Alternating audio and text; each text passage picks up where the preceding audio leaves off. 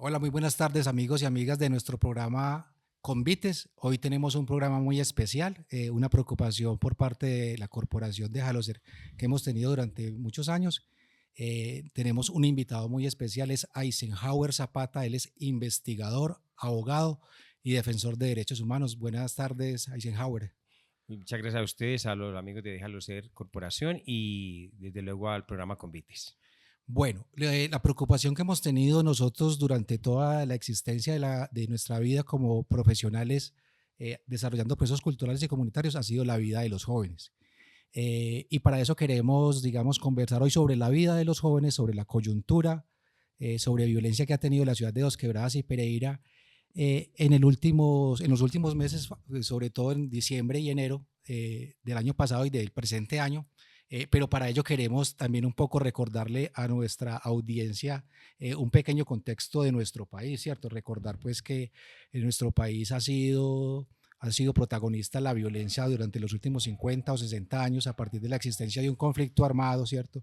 Existencia de fenómenos de narcotráfico, emergencia de guerrillas, posteriormente procesos de creación de grupos paramilitares y autodefensas en el país, así también como procesos de negociación con las fuerzas guerrilleras y procesos de negociación con los paramilitares y autodefensas, ¿cierto? También un fenómenos muy importantes a nivel nacional y que incluso han tenido efectos en nuestra ciudad como los falsos positivos, ¿cierto? 6.402 falsos positivos que sucedieron en el marco del gobierno de Álvaro Uribe Vélez, nos hacen pensar en la calidad de vida y la dignidad de la gente joven en nuestro país. Y esa ha sido, digamos, nuestra gran preocupación. Justamente en el mes de noviembre, diciembre y enero hemos visto cómo muchos jóvenes han sido víctimas de tensiones y violencias que han sucedido en ambas ciudades, ¿cierto? Lo que nos permite plantear que en Colombia y en las ciudades ha existido un fenómeno sistemático de violencia y de muerte de gente joven. Para ello hemos invitado a nuestro compañero Eisenhower Zapata, quien es un investigador y puede ayudarnos a comprender este fenómeno, ¿cierto? Y para eso queremos preguntarle un poco acerca de la historia de la violencia y de los grupos armados en Colombia, ¿cierto? Entonces, queremos preguntarle un poco cómo aparecen los fenómenos de violencia, de narcotráfico y de presencia de guerrillas en nuestro territorio desde el siglo pasado, finales del siglo pasado, años 80, años 90, ¿cierto? Como para dar un contexto y para que tanto nosotros como nuestras audiencias puedan entender un poco el fenómeno de violencia actual que está sucediendo. Bueno, lo primero es que, digamos, la violencia generalizada se inicia del 48 para acá, con la muerte de Gaitán. Y esos grupos, los grupos netamente los guerrilleros van surgiendo en el año 1960, 1963, donde aparecen los grupos grandes como era el tema de las FARC, el tema del ELN y desde luego otros grupos pequeños que luego fueron desapareciendo por procesos de paz o la otra por netamente porque fueron derrotados en cierta medida militarmente. Pero ese fenómeno guerrillero, obviamente, como se extendió en algunas partes del país, acá solamente viene a aparecer en la década de los 70 más o menos, cuando aparece el primer frente, que en este caso fue el Frente Noveno de las FARC, que venía procedente del Magdalena Medio y llegó a lo que hoy es Pueblo Rico, Mistrato, Quinchía. Y tuvimos unas guerrillas muy propias, como el Ejército Revolucionario Guevarista, que era una disidencia del antiguo EPL, y al mando de ellos, los hermanos Sánchez Caro, pues aprovecharon de esa vía que era entre Quibdó a Pereira y se hicieron al dominio territorial de esos municipios. Luego del 80 para acá es donde viene ya a aparecer no solamente el tema de microtráfico, porque hay que decirlo que el eje cafetero siempre ha sido como la zona donde aquí nos hacemos pasitos. En otras palabras, los grandes capos de la mafia del Valle, junto con los de Antioquia, como que cogían el eje cafetero para decirle, aquí no va a ocurrir mayores confrontación. Sí empezaron a adquirir bienes, digamos, la mafia aquí empezó con el proceso del señor Olmedo, que era un tipo de apía, que fue el que primero inauguró las rutas de marihuana hacia Nicaragua, desde luego La Guajira, y viene el proceso de don Alcides Arévalo, que mucha gente cuando va aquí Centro al comercial. centro comercial, pues como que no se pregunta Alcides Arévalo, ¿por qué tendrá ese nombre? O don Antonio Correa, que es el otro edificio que está enseguida de la alcaldía de Pereira. Y lo que no saben es que en la época de los 80 al 90, tanto Olmedo,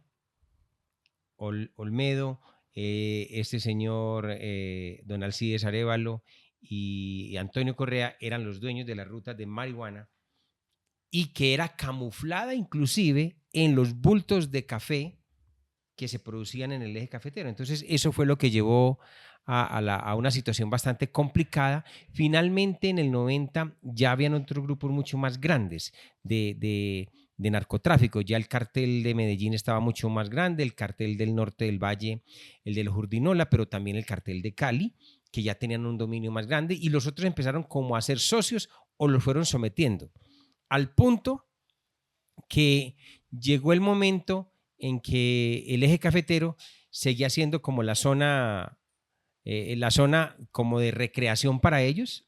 Hay muchos bienes adquiridos, uno no es no mirar las fincas que se notan en esta ciudad.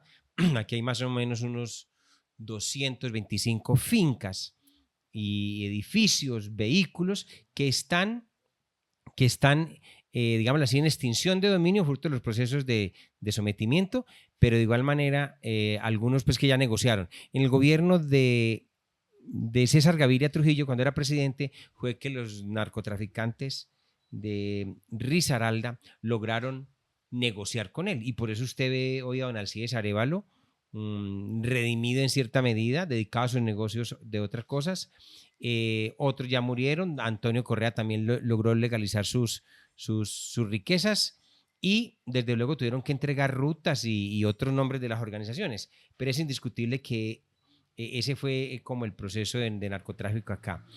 Y la aparición del primer grupo paramilitar se debe, en Risaralda en este caso, al grupo de los Magníficos, que aparece exactamente en Quinchía, pero también en Belén de Umbría, al mando de don Rodrigo Escobar, otro grupo paramilitar que finalmente con el tiempo se hicieron alianzas con el Bloque Central Bolívar, que ya era la franquicia de las autodefensas de los Castaño, comprada obviamente por Carlos Mario Jiménez, alias Macaco. Pero en ese orden de idea no solamente era el Bloque Central Bolívar, sino también el Cacique Pipintá, que operaba más entre Caldas, Anserma, Río Sucio, Filadelfia, Las Mercedes, Pácora inclusive. Entonces, de manera que esa parte se fue extendiendo.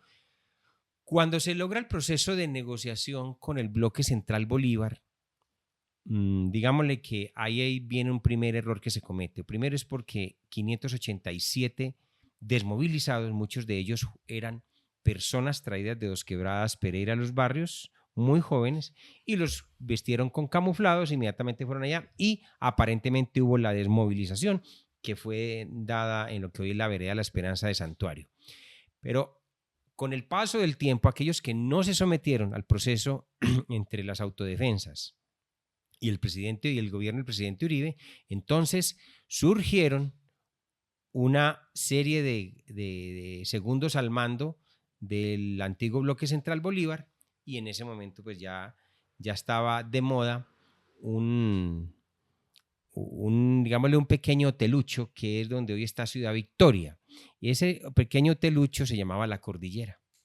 Entonces ellos toman el nombre, ese era un sitio donde una noche valía 1.500 pesos o lo que fuera, y allí se expendía droga. Entonces, digámosle que los mismos descendientes del Bloque Central Bolívar toman esa franquicia y toman el nombre de La Cordillera, que era propiedad de los hermanos Caquimbo, que eran procedentes del Cauca y algunos tolimenses. Perdóname, eso más o menos en qué años está sucediendo y aproximadamente, ¿cierto? Cordillera surge a raíz, ese tipo de negociación sale más o menos del 2003, 2004 más o menos, hacia adelante. El nombre de Cordillera nace desde ese hotel, pero era un hotelucho, como dice el cuento. Y esa ya la marca la transcriben a las bolsitas de droga como un café. Ese era el distintivo de ellos. El sello distintivo era eso. Y eso era lo que se respetaba. Entonces, Cordillera, ya con un brazo armado de aquellos que no se desmovilizaron, empezaron a someter para el año 2005 hasta el 2008 a someter los grupos independientes. Estamos hablando que en esa época habían más o menos unos 50 grupos independientes de jóvenes que expendían droga en Las muchas típicas ollas, las típicas ollas tradicionales. y era Sí. la olla domiciliaria, es decir, la que estaba netamente identificada y en barrios, obviamente, sectores populares. El que no se sometía, lo sometían a punta como el cuento, de bala, y por eso vimos picos entre el 2004 al 2008. Usted vio en Pereira y Dos Quebradas, por ejemplo, llegué a ver cifras de Dos Quebradas de 146 asesinatos por un año, que es supremamente elevado cuando la media en ese momento estaba sobre 36 muertos por cada 100.000 habitantes. Dos Quebradas superaba eso en 146 asesinatos. Y Pereira ni hablar. Hubo épocas en Pereira entre el 2004 y el 2008 donde los asesinatos de jóvenes y de todos los calibres, inclusive líderes sociales, llegaron a más o menos unos 400 asesinatos. Cuando ya extraditaron a Carlos Mario Jiménez, digámosle así que la vuelta se calma y solamente quedan 19 grupos distribuyendo droga, tanto en Pereira, Dos Quebradas, La Virginia y Santa Rosa de Cabal. Pero de esos 19, Cordillera seguía siendo el más fuerte y se apoderó del mercado. Nosotros no somos, digámoslo así, no somos productores de droga. Para ser productores de droga, un municipio productor de droga tiene que tener mínimo 5.000 matas descubiertas en algún cultivo en el área. Entonces nosotros no tenemos ese tipo de cultivos. Aquí hay gente que tiene 100, 200 matas, las tiene como parte medicinal o las tiene en una terraza, bueno, para consumo propio. Eso no se considera que sea una producción masiva de marihuana o coca. Pero la droga de aquí la traen directamente o del Chocó o la traen del Chocó aprovechando la vía entre Quibdó y Pereira. Y si es por el Valle del Cauca, por el Cañón de las Garrapatas, y si es del procedente del Putumayo por el Tolima, por el Cañón de Rosas o Roncesvalles, o en su defecto la traen directamente de Nariño o de Cauca. Del Cauca. Y Valle del Cauca también, en el sentido de que la parte, digámosle así, la zona selvática del Valle del Cauca que da sobre el Océano Pacífico, también se cultiva marihuana y coca, y esa parte la traen hacia esta zona. Ahí es donde Cordillera sigue siendo el mayor, es una banda delincuencial, organizada, no se le da el título de BACRIM, que es un título que da el Consejo de Seguridad, que da el Consejo de Seguridad Nacional, y que está escrito al Ministerio de la Defensa, que es la que realmente le da ese nombre. Entonces Cordillera se considera un grupo delincuencial organizado, porque es que tiene una estructura, y fuera de eso no solamente se dedica al tema de narcotráfico, sino también se dedica al tema del pagadiario, al tener sicarios como les cuento, a domicilio o un outsourcing que le llaman para cualquier actividad criminal, pero han incluido dentro de su parte de negociación otro tipo de negocios, por ejemplo, el tema del lavado de activos.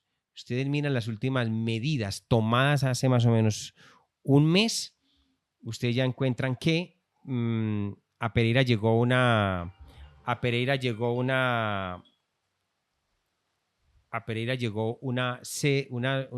digámoslo así, una especie de investigadores parecidos a lo de la DEA, pero también llegó una sede de Norteamérica en el sentido de cómo se está manejando el tráfico de armas.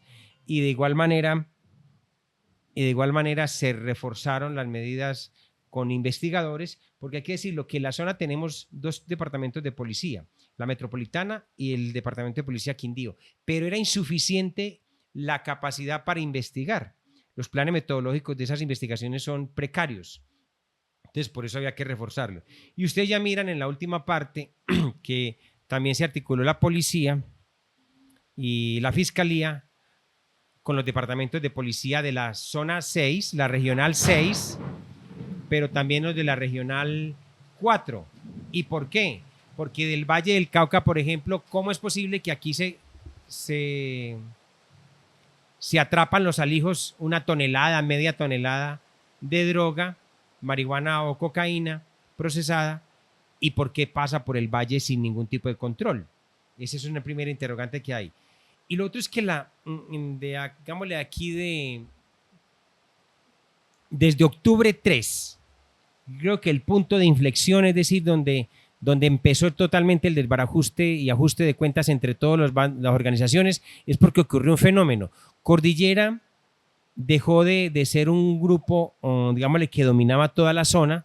Entonces aquí habían 22 organizaciones en solo 2 quebradas manejando el tema de narcotráfico, y Pereira con 55, 57 más o menos. ¿Qué hicieron ellos? Que al momento en que muchos de los jefes de Cordillera, muchos de ellos se entregaron a la justicia, preferían pagar 5, 6, 7 años de prisión, pero entregar algunas de las rutas, parte de la misma organización. Por eso usted ve un organigrama donde ve varios de los jefes como Tres Caras, alias Niño Fabián, Bernie, que lo asesinaron. De todas maneras, usted los ve que ya quedaron libres, pero muchos de ellos todavía siguen como el cuento de sus andanzas. Entonces, Cordillera en cierta medida lo veían como debilitado. Entonces, ahí es donde viene la rebeldía. Es decir, esas 22 organizaciones malasotas de Pereira empezaron una especie de rebeldía hacia los actuales jefes de Cordillera. Y por eso es que usted ve ya Cordillera dividido en 3 secciones, disputándose el tema del narcotráfico, el tema de los negocios ilícitos, desde luego, pero también la distribución de la marihuana crítica, que es la más, digámoslo así, la más cotizada en el mercado. Ese ajuste de cuentas empezó, repito de nuevo la fecha, el 3 o 4 de octubre, con la muerte en Santa Rosa de Cabal en un triple asesinato de alias Chemo, alias El Mocho y alias, bueno, no recuerdo el otro alias, pero en todo caso ellos 3 manejaban la Comuna 8, la Comuna 9 y la Comuna 7 de Dos Quebradas en manejo de distribución de drogas. Estaban haciendo un tipo de negocio también para tomar el tema de Santa Rosa de Cabal, pero en Santa Rosa de Cabal también había otro alias que estaba manejando la zona, barrios como La Trinidad, La Libertad, La Horqueta o la zona del ferrocarril, pues son zonas de distribución. Entonces, al no llegar a un acuerdo entre ellos, pues lo que ocurrió fue una ejecución. Y esa ejecución empezó a notarse en la siguiente semana una especie de retaliación, sobre todo al interior del equipo de alias Chemo, porque alias Chemo era el más, digámoslo así, tenía mucho más personal y fuera de eso estaba mucho más armado. Entonces empezaron a ver los asesinatos y luego empezaron a ver también los de famosos descuartizamientos. Y obviamente habíamos dicho que tendría que haber una casa de pique toda vez, porque eso es de lógica pensar que si una persona tan joven la van a asesinar, una sola persona no es capaz de asesinar a una persona a otra y descuartizarla. Se requiere que tenga mínimo 2 o 3 colaboradores más para hacerlo. Y eso, y si ustedes miran el modus operandi, es que en cada comuna van más o menos unos 8 cuerpos descuartizados. El número de homicidios sigue avanzando, a pesar de los esfuerzos que ha hecho la fuerza pública, la fiscalía y todo lo demás, solo se vienen dando, como dice el cuento, golpes a las bandas de microtráfico, a todas las que hay, pero solo al personal que es, digámosle así, el obrero raso. Pero la gran cúpula, ¿dónde está la gran cúpula, por ejemplo, de la Cordillera? Pero también ¿dónde está la gran cúpula de la oficina? Es que hay un cerebro mucho más grande, que es de gente muy adinerada, que ahí puede haber de todo. Y entonces, en esa diatriba entre atrapar a la base delincuencial, que es digámosle así, la base sicarial, porque finalmente el sicario es el que hace operativo la orden de alguien. Que cumple la orden, sí. Cumple la orden. Entonces, si se atrapa la base sicarial, es indiscutible que tendrán que o merman los homicidios o en su defecto tendrán que traer de otra parte para el proceso. Pero es indiscutible que el eje cafetero sigue siendo una zona, primero, muy importante para el tema del tráfico. Y uno diría, porque escuché algunas autoridades que dicen que, por ejemplo, ¿qué interés tendría las disidencias de las FARC o el ELN, o qué interés tendría, por ejemplo, el Clan del Golfo para no tomarse en el eje cafetero.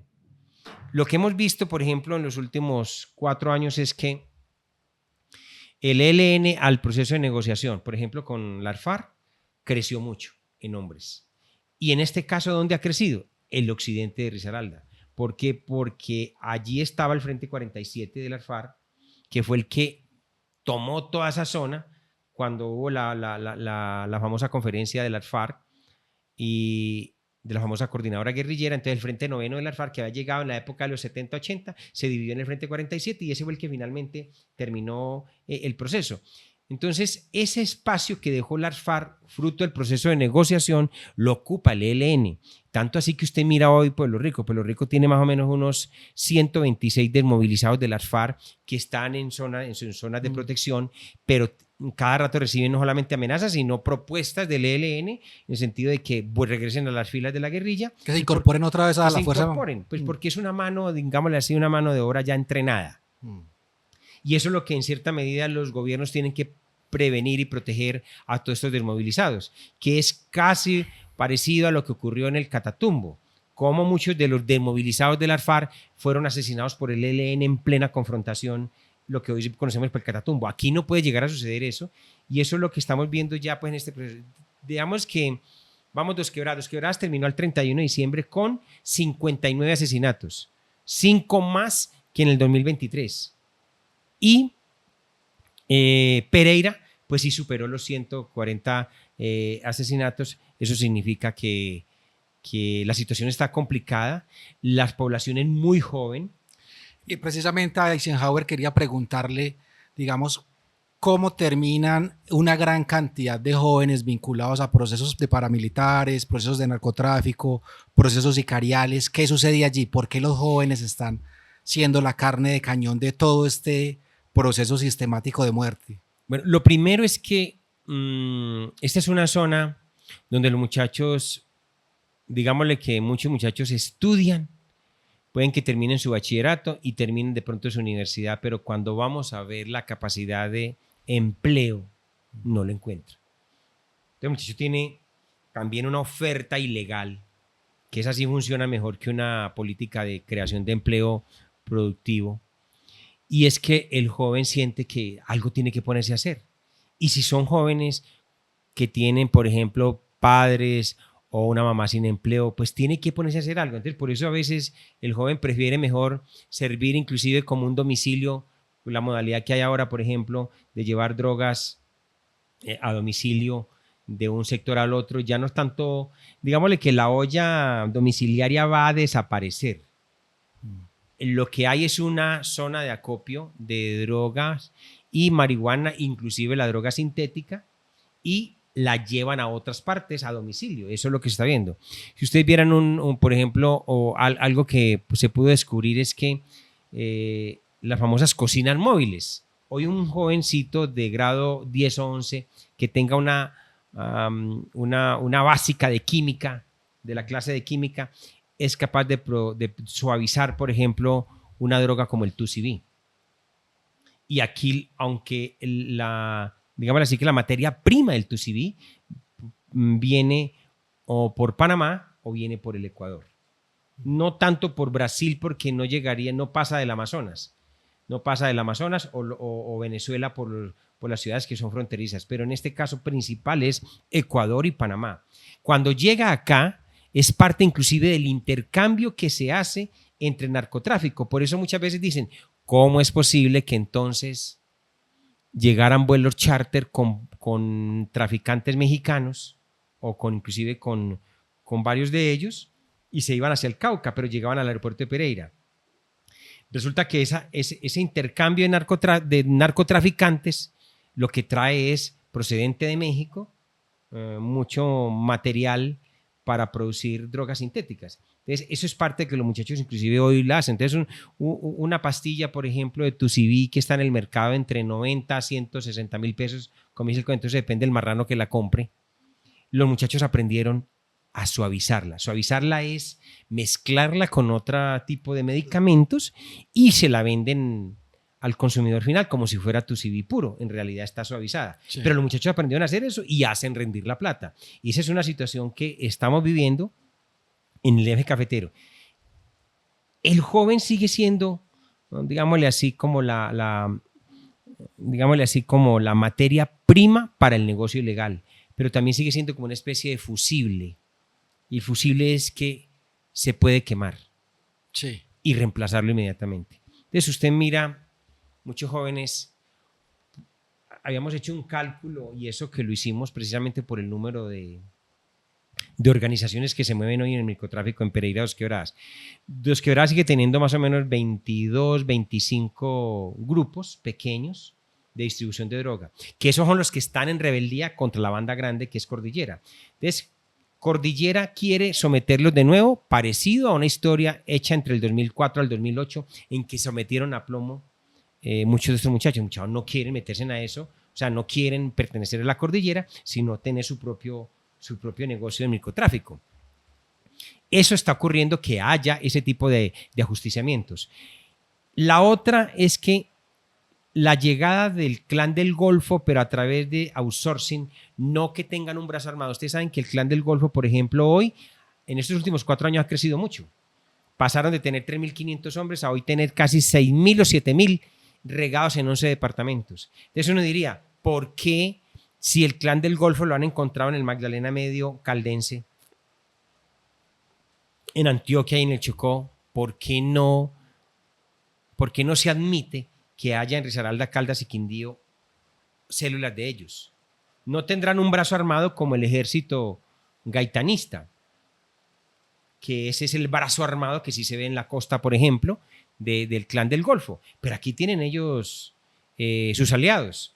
Puede que no estén actuando directamente, pero sí tienen un negocio, porque finalmente la droga del Chocó tienen que negociarla con ellos. Si es una droga mucho más hacia el Valle del Cauca, tienen que negociar el kilogramaje con el ELN. Es que no es sino ir al Cañón de las Garrapatas. Usted se va de aquí a Cartago a Versalles, y de Versalles usted se mete por el Dobio Trujillo, o por Versalles mismo se mete al Cañón de las Garrapatas, y usted encuentra que el ELN es el que domina toda esa zona y es el que cobra el kilogramaje de todo kilo de cocaína o marihuana que sale de la zona.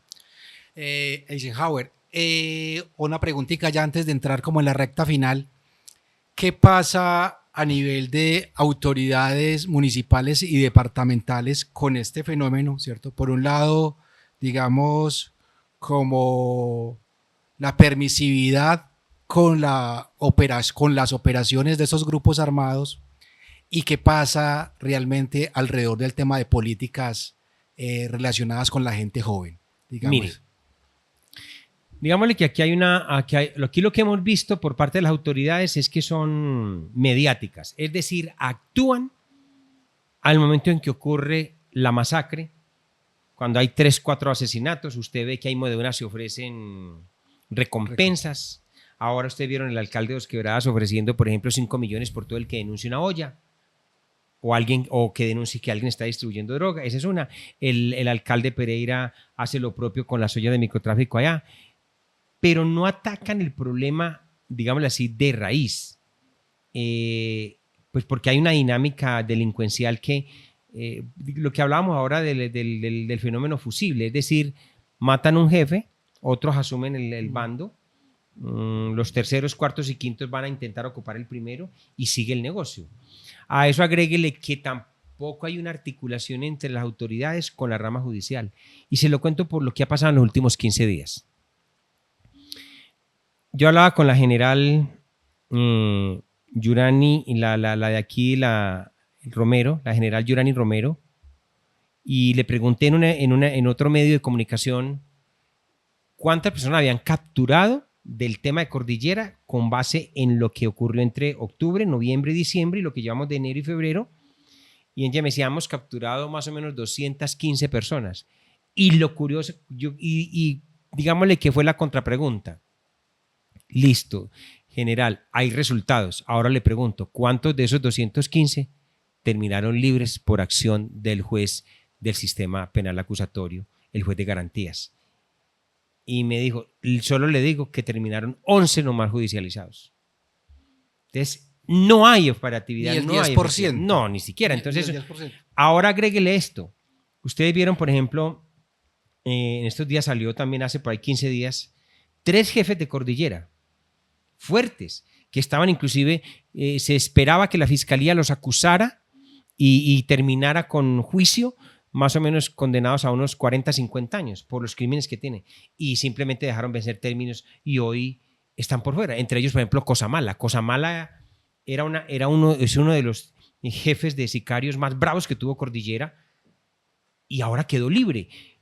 Entonces uno dice, ¿qué está pasando con ellos? Inclusive los que ya están terminando de pagar prisión ya están libres en las calles.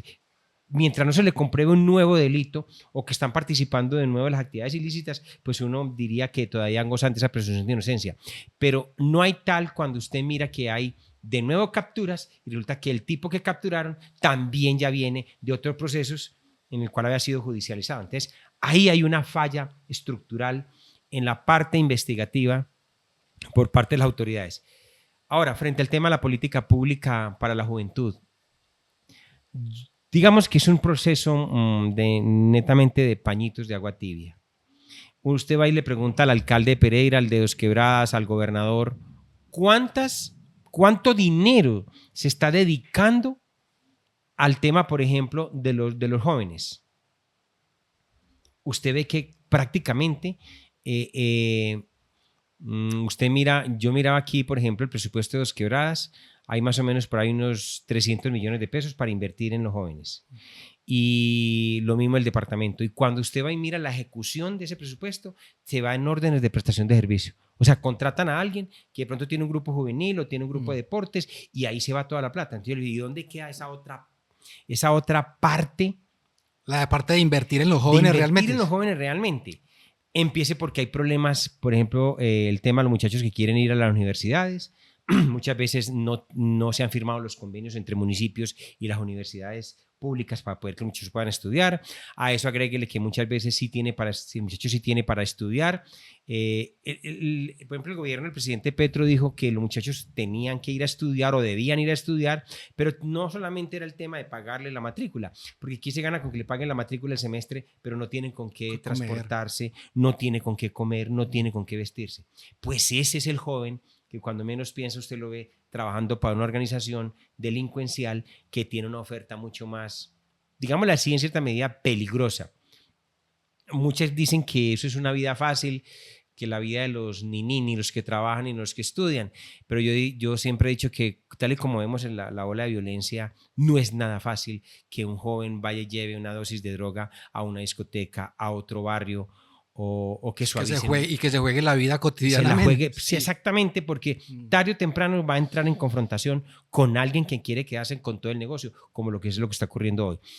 A esas alianzas hay que sumarle otra cosa, es el tema de las organizaciones que pertenecen a otros departamentos, pero que también tienen influencia sobre nosotros. Tema los flacos. Los flacos también es un grupo descendiente de lo que era el antiguo clan de los Urdinola y de los Herrera y de los Pacho Herrera y todos los que actuaron en el Valle. Y ahora están apoderados de, digámosle que hasta más o menos Buga, la banda de los flacos tiene una incidencia sobre más o menos 18 municipios en el norte del Valle. Los flacos. Los flacos ya le nació una disidencia y la disidencia nació por haberle dado de baja a uno de sus jefes en Pueblo Rico. Cometió un delito allá, se escapó y se escondió en Pueblo Rico y cuando fue la fuerza pública a arrestarlo, se enfrentó con ellos y lo dieron de baja.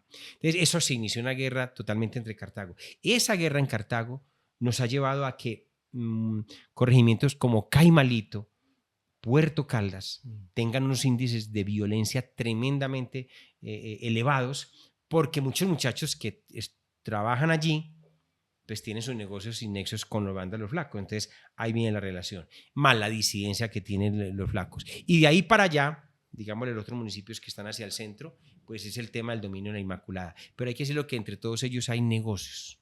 Ok. Eisenhower, ya para entrar en nuestra recta final, sabemos que este tema es muy extenso y hay cosas incluso fascinantes en términos de conocimiento y de investigación sobre lo que sucede acá en esta parte del eje cafetero. Quisiéramos también que su merced nos brindara una voz o una propuesta o una reflexión frente a las organizaciones o colectivos defensores de derechos humanos o que desarrollan acciones con pretensiones de cuidar la ciudadanía, de generar procesos de articulación social, de promoción del arte y la cultura?